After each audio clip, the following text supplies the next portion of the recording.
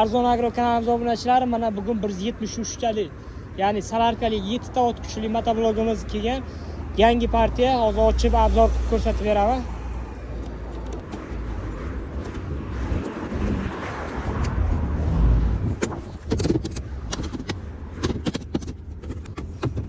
Bu motoblogimiz, mana 7 talik motoblogimiz rangi ham juda chiroyli holatda kelgan. Hozir ko'rsatib beramiz ranglarini.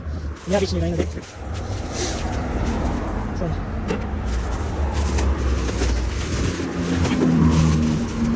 Motoblogimiz dizelli bo'ladi, salarkada ishlaydigan 7 ta ot kuchli treylerlari. Bu motoblogimiz 5 starter holatda kelgan, 5 starterli. Narxlari ham juda arzon narxda chiqqan.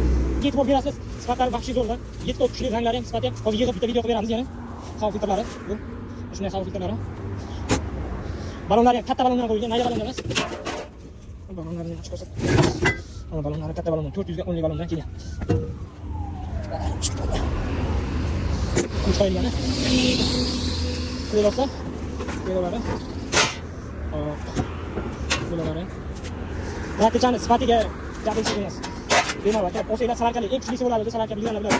Salarkali kuchlisi bo'ladi, yaxshisi va tezisi ketmaydi, yo'lda istirada soatlab ishlab tez bo'laveradi. Bu zamonda kulishlar kitobchalari chiqadi, biladi. Bu tomonga bo'tlara balon qotirish uchun ikkita bemalol ochib ko'rsataman. Hop. Ikkita razmerda bemalol o'tkazib mayda kichik qilish uchun tezlikcha qo'yib qo'yilgan. Balondan razmerni aqlab qo'ysalar bo'ladi.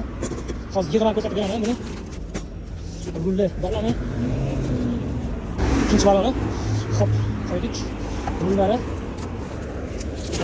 Abdomen, spor sütü yapıyorum.